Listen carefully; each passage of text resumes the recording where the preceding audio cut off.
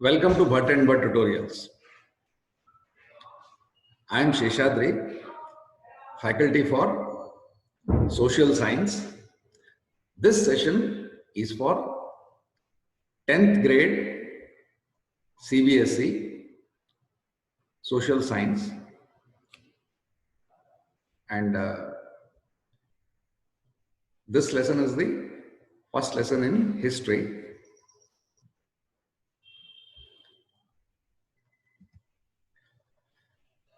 Which is the rise of nationalism in Europe. Dear students, this first painting which we are seeing actually summarizes the situation in France in 1848. Actually, we will go forward and come back again to this slide. Now, Frederick Soro.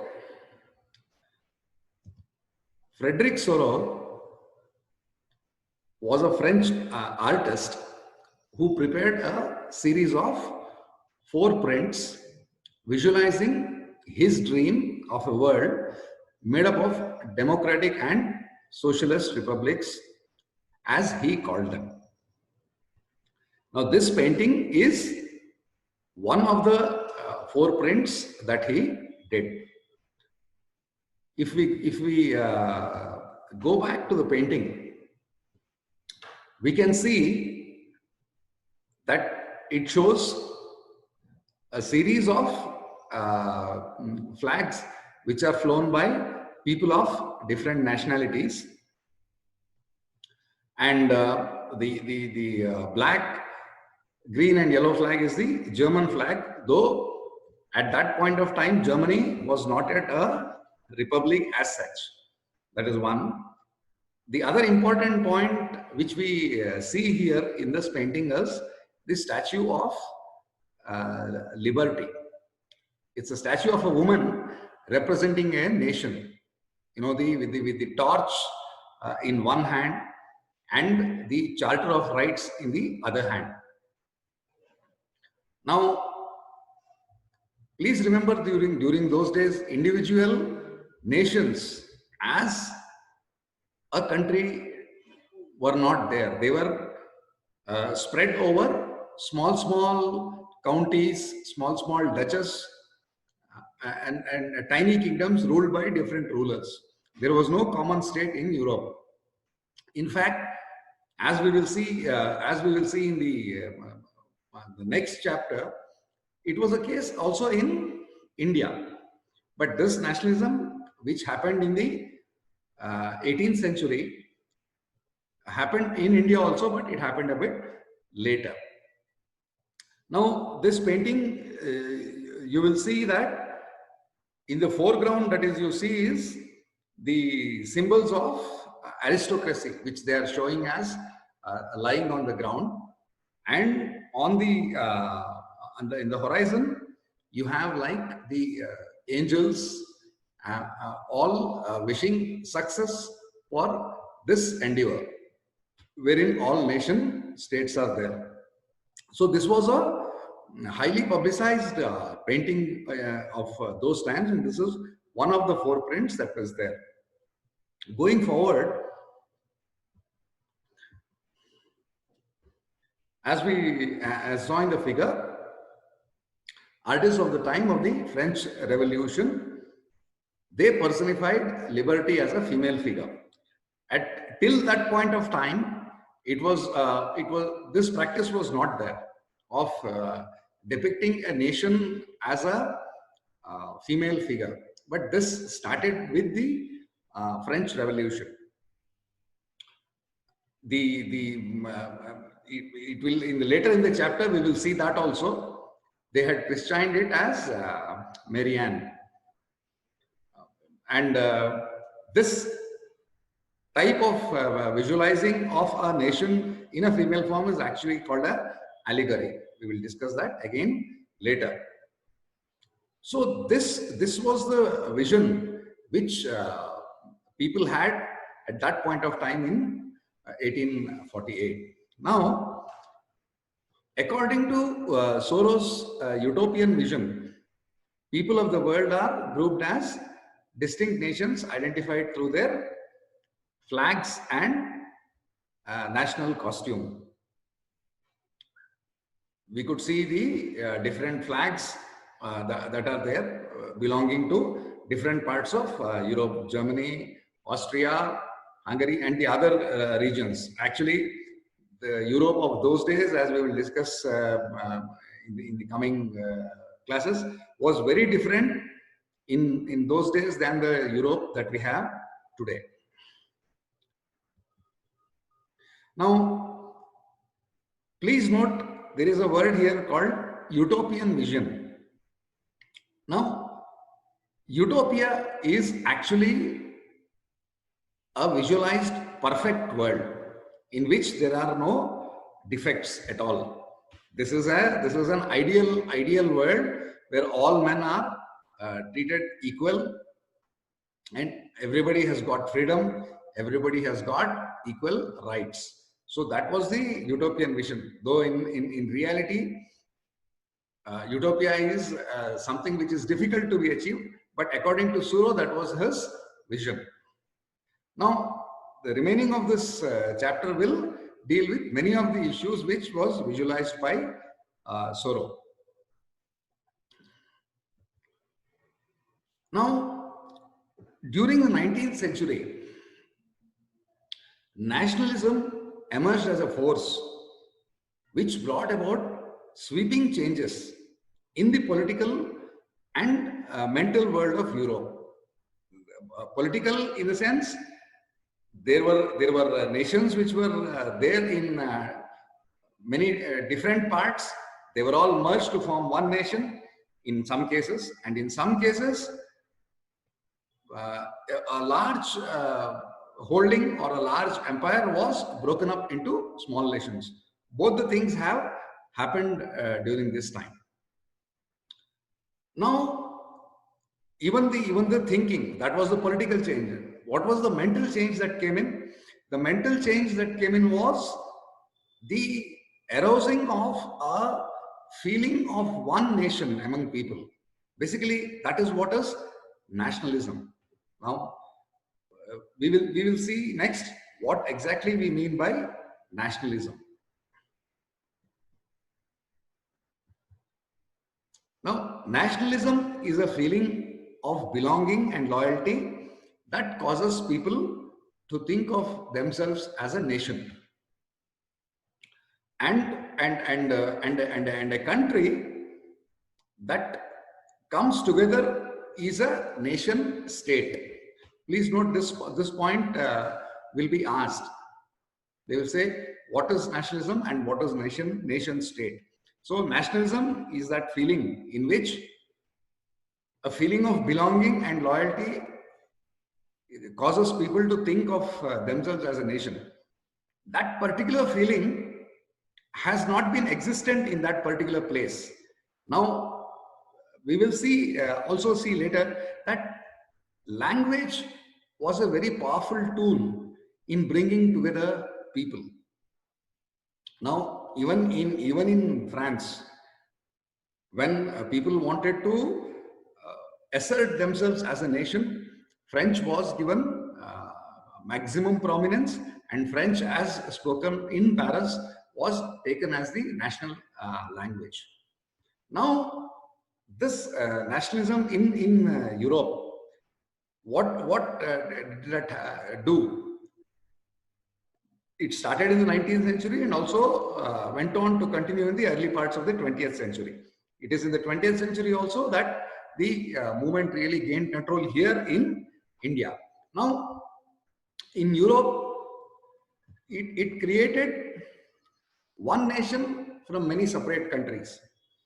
As we will see in the unification of Italy and in the unification of Germany, which were divided into small parts ruled by many different people. It will be kingdoms from different countries were ruling these countries. Now, The spirit of nationalism and the struggles which came with it, that united the countries. That is, Italy and Germany are one such example. And it has also caused the breakup of one nation into many countries. In this case, Austria and Hungary was a huge empire. Actually, it's the Austro-Hungarian Empire, it was the Habsburg Empire, the Kingdom of Habsburg. These people controlled large territories. In fact, they controlled a certain part of Italy also. So they were broken up into different countries because of the sense of nationalism among people of that individual areas. So, what were the results of the rise in nationalism? Now, this nationalism, this was what was this started springing up in Europe. See, the end result of these changes was the emergence of the nation state in the place of a multinational dynastic empires of Europe. Till that time, it was kings who were ruling over the different countries there in Europe. One king would be ruling, say, 3-4 different parts of different countries. Now, this was what was to end. This is what people wanted to end. Now, a modern state in which a centralized power exercised sovereign control over a clearly defined territory had been developing over a long period of time in Europe. Now, when we discuss the case of Britain, we will see that even before the 18th century, it happened in Britain. There were no wars there. It was England itself which made the three other four kingdoms in 3 other 4 states in its vicinity to merge into the United Kingdom of Great Britain. But this idea of a modern state, this had been developing over a long period of time in Europe. Now, a nation state, that is nationality, was one in which majority of its citizens and not only its rulers came to develop a sense of common identity and shared history or descent. Germany itself had never existed as Germany. When we see the maps of those days, it will all be there as Prussia. Germany itself was not present. So, with the imposition of the German language and with the struggle that happened, it was how Germany was unified and the nation came into a being. So, it was this nation state which was one of the main consequences of this rise in nationalism. For example, in the same country itself, languages were different. There was no common flag. There was no common language. There was no common flag. There were no common rules. So all these things were set to change because of the rise in nationalism. Now, this chapter will look at the diverse processes through which nation states and nationalism came into being in 19th century Europe. Now, the first place where this happened was in France. The first clear expression of nationalism came with the French Revolution in 1789. This actually set out the ball rolling because it is because of the French that this idea of nationalism came out into the thinking of people of other countries in Europe.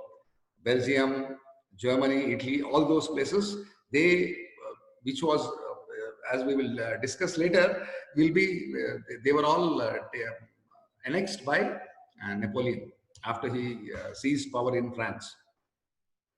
Now,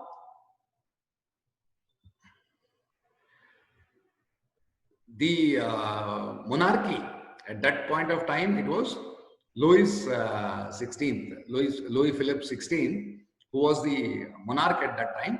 He was tried, and the French people, the constitution that was elected at that time, they even executed him. He gets executed in public. Now the ideas of La Patrie and Le Citoyen, this is in French. La Patrie is in French, which means the fatherland, and Le Citoyen means the citizen. Now this emphasized the notion of a united community enjoying equal rights under a constitution. Why were the rights called as equal rights? Because during those times, a different set of rules was applied to the aristocracy. Aristocracy was the people who were of noble lineage, who had some attachment to the royal family, and who were all landed. And the other part of the people who were industrialists, who were farmers and peasants, they were another set of rules applied to them. So equal rights for everybody was what was emphasized in the wake of nationalism. Now in France, the Estates General, which was the elected body by the which was elected by a body of active citizens, this was renamed as the National Assembly. This was one of the points which happened in the French Revolution beyond 1789. Internal customs duties and dues were abolished, and a uniform system of weights and measures was adopted. Here, because it was broken up into different small kingdoms, between one district and another itself, there were internal customs duties within the same country. It is not different countries, within the same country. Now, this was making things very costly to sell, as well as it was a major hindrance for movement of goods and movement of traffic. The second one was uniform system of weights. Today, what we say as a kilogram or as a pound, in those days, different units had different systems of weight. So they removed all that, and a uniform system of weights and measures was adopted to make trade and commerce simpler and easier. Now, the French Revolution, it did not restrict itself only to France. These revolutionaries, they further declared that it was the mission and the destiny of the French nation to liberate the people of Europe from despotism. Despotism is the ruling of the entire country by some autocratic king. It's a very unfair kind of rule which they had already faced, where a large part of the population is very poor, and all the taxes and all the wealth belongs to the hand of the few people.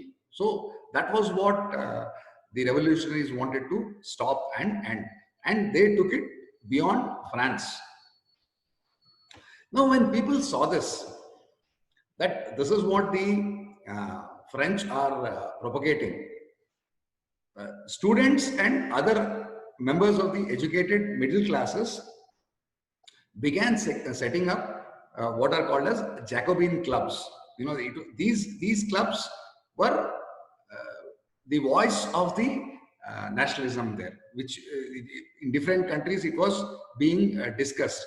How can we repeat this exercise in our country and in our region? Dear students, one important thing you have to note, that when we say middle class here, and the middle class as we see in today's India or in today's world is different.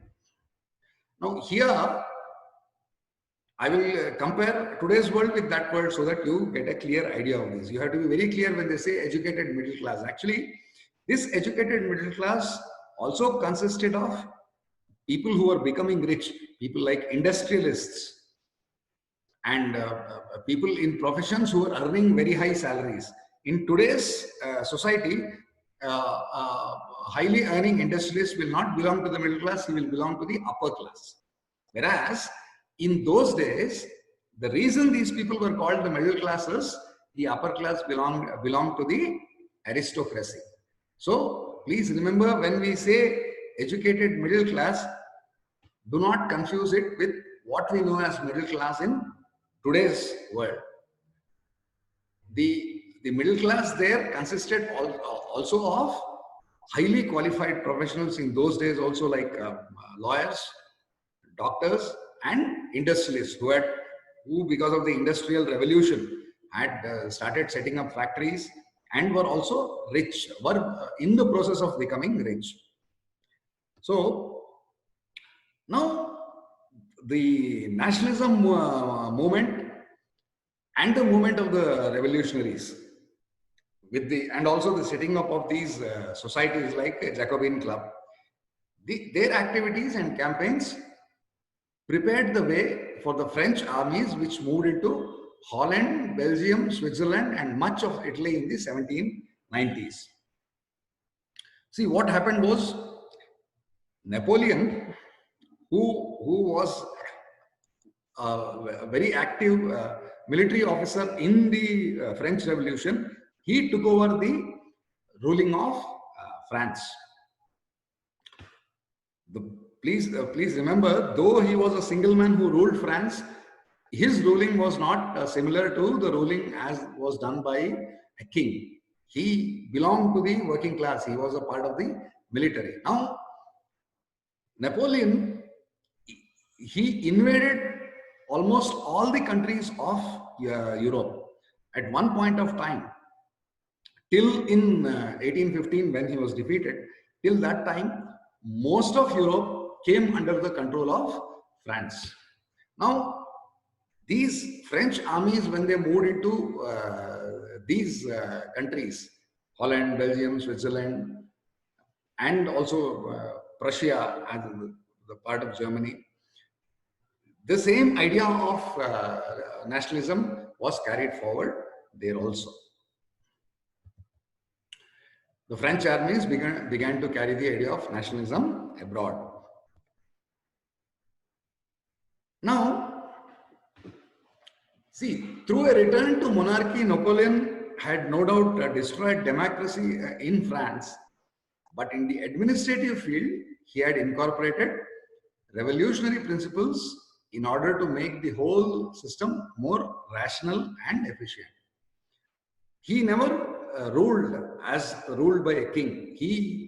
In fact, he abolished the rights which came due to birth. We will note that again. And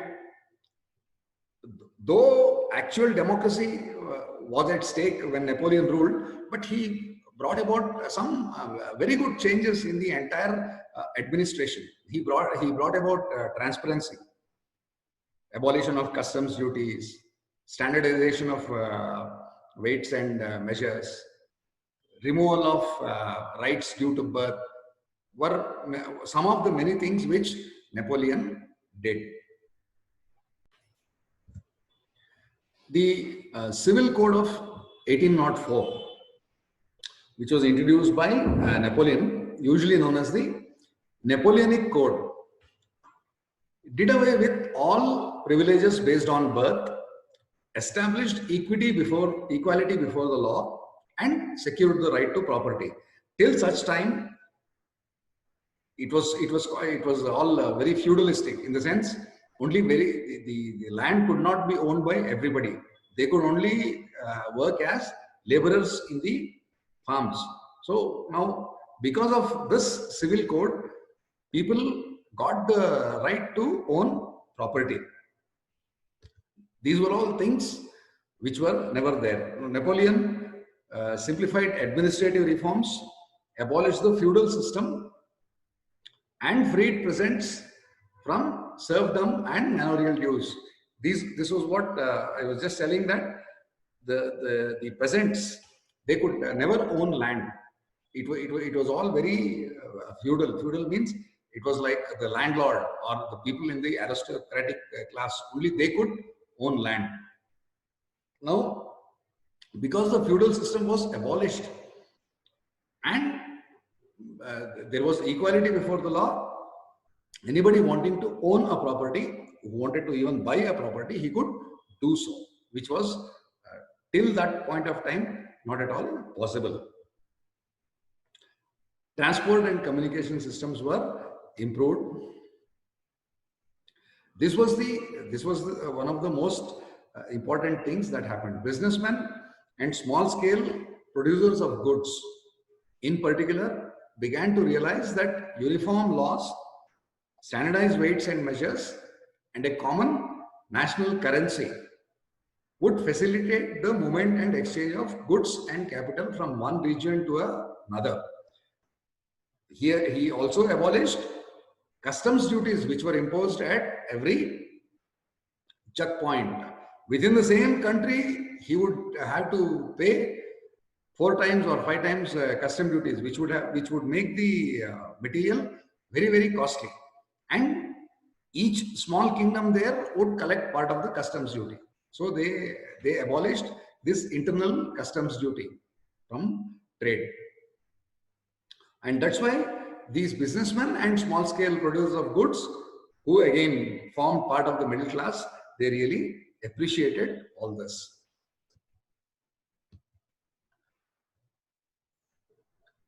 Speaking of other parts of Europe at that point of time,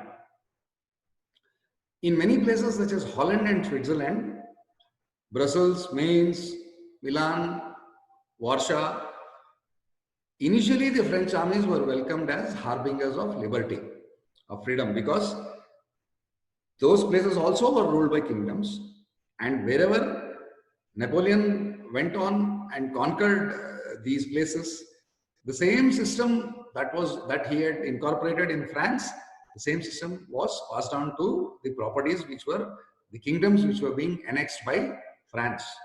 So initially people were all very enthusiastic, but this changed later. But later it became clear that the new administrative arrangements did not go hand in hand with political freedom. Why was that so? Because they did not exist as an independent country then also. Laws were better.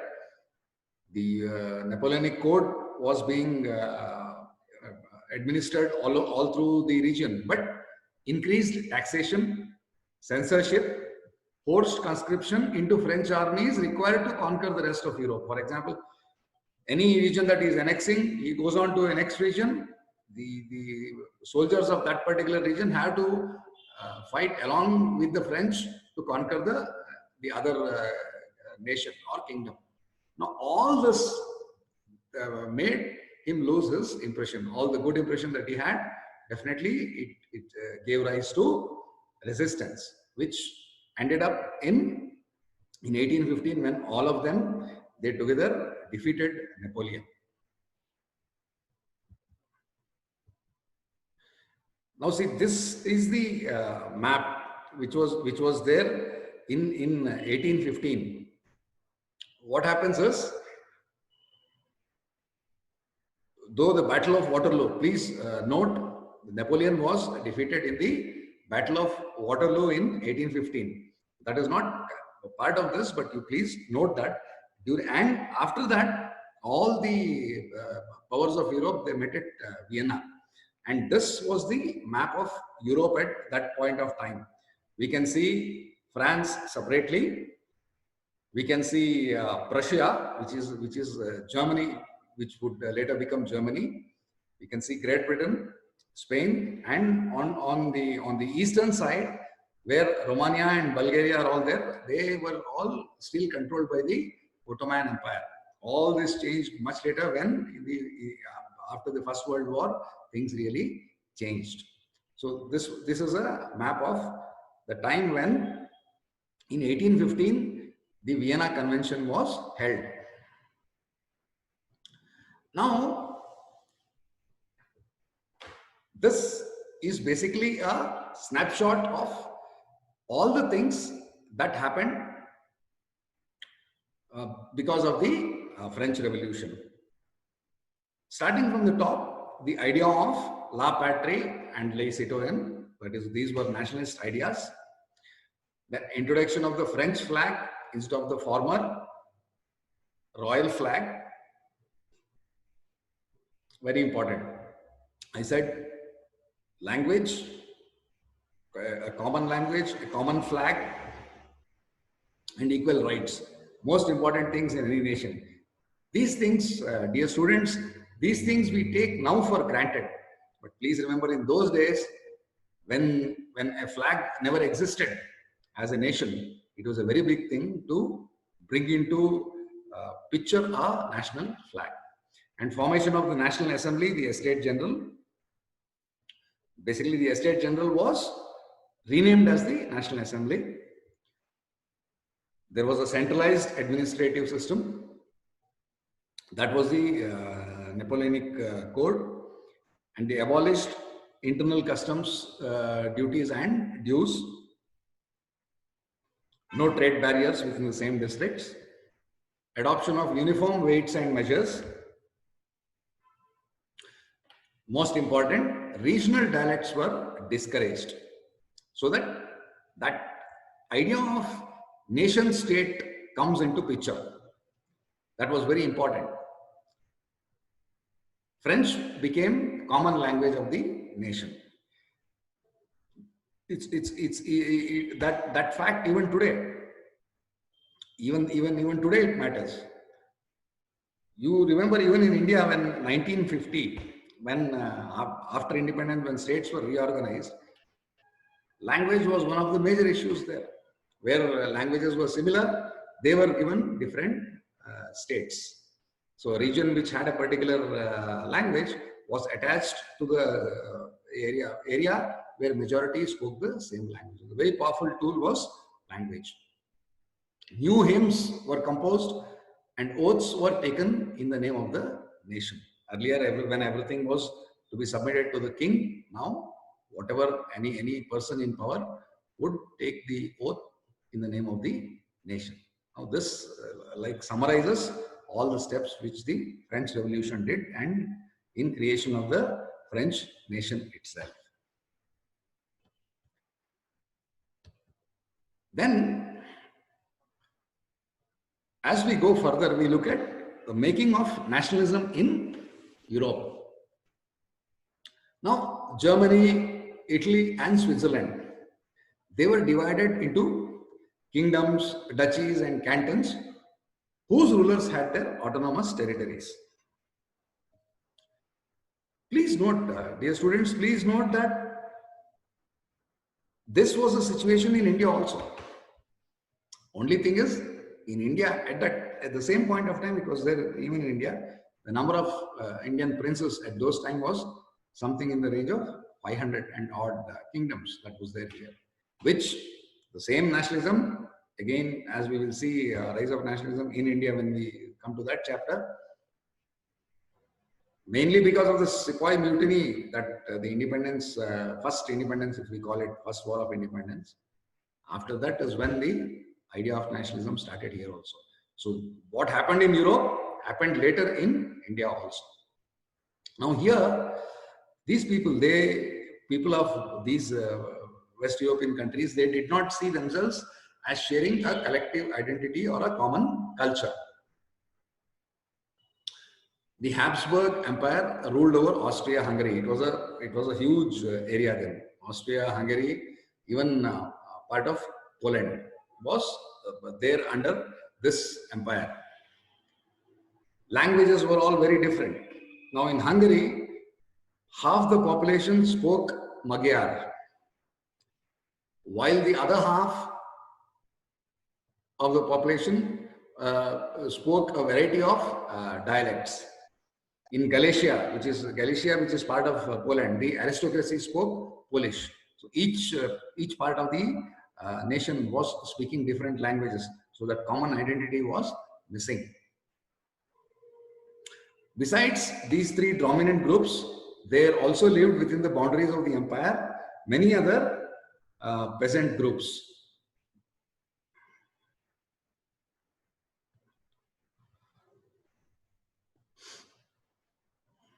Now, when we see this, for example, we had Bohemians and Slovaks to the north. We had Slovenes in Carniola. We had Croats to the south and Romans to the east. All these are countries which were there in the Balkans, what we call as Eastern Europe now. What we know as Eastern Europe, Bosnia Herzegovina, all these areas which are Eastern Europe. There, the number of languages were very different. But what is it that united all of them? The only tie binding all these diverse groups together was a common allegiance to the emperor. For example, if it was ruled over by the Habsburg Empire, that was the only thing that was common. Other than that, their languages were different, their culture were different. A large part of, again, Eastern Europe was also ruled by the Ottoman Empire. All these empires eventually beyond World War I, they were torn apart. Now, the aristocracy and the new middle class. With this, we are almost at the end of this session. Socially and politically, a landed aristocracy was the dominant class on the continent. That's why when he made right to property same, that is when this the hold of this aristocracy came down. Now, this landed aristocracy, all these aristocrats, most of them would have some or the other links with the ruling family at that time. The members of this class were bound by a common way of life that cut across regional divisions. And also for convenience purposes, their families were often connected by ties of marriages. So that even in modern times, in arranged marriages, this happens. Many times it happens because they want to keep the property under their own control. So many of these aristocratic marriages would also happen because of that. But this powerful aristocracy was, however, numerically a small group. The growth of towns and the emergence of commercial classes, that is a working class population and middle class. That is, like I said, even industrialists, highly educated people, they all constituted the middle class. They increased in number, and the existence of these people was based on the production for the market, because the entire aristocracy was very small, maybe in the range of 10 to 15%, whereas the remaining 85 to 90% of the people were the working class population, middle class, and also the even poorest of people, and even peasants and farmers. Now, industrialization began in England in the second half of the 18th century, but in France and parts of the German states, it occurred only during the 19th century. There was a bit of a phase lag there between England and the other parts of Western Europe. In Eastern Europe, it even came into the 20th century, what we call as the Balkans. Now, in the wake of industrialization, new social groups came into being, a working class population and middle class made up of industrialists, businessmen, and professionals. These were the people who were against this aristocracy, because they were not being treated as equal in the same land. It was among the educated, liberal middle classes that ideas of national unity gained popularity following the abolition of aristocratic privileges. Everywhere where revolutions happened, everywhere where wars happened, the first thing that happened was the monarchy or the aristocracy was totally cancelled, and whatever privileges they had were all abolished. With this, we come to the end of this session. In the next session, we will take up the events which will lead to the unification of Germany and Italy. Any doubts, please contact us on these numbers, or you can message us in the Bhatt and Bhatt Tutorials mobile app chat section. Thank you.